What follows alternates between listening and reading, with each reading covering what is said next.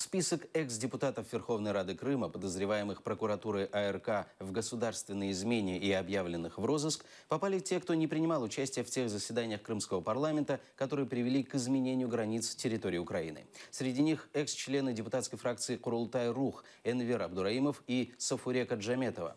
Список, опубликованный Центром журналистских расследований, вызвал у них шок.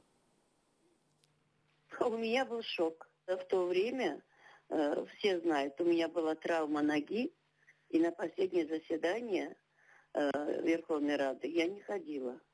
У нас был председатель фракции, мы с ним связывались. Было принято решение на фракции не участвовать в последнем заседании. А после всего этого вдруг меня объявить розыск уму непостижимо. Я связалась с Рифатом Чубаровым, ведь он же председатель нашей фракции. Он даже не в курсе. Даже он пока не в курсе. Сейчас он знакомится, и потом созвонимся. Он сказал, что предпримем меры. Так получилось, что по причине здоровья я не поехала на конгресс.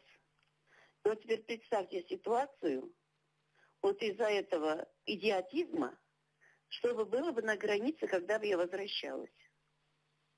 К тому же недавно после операции. У меня шок.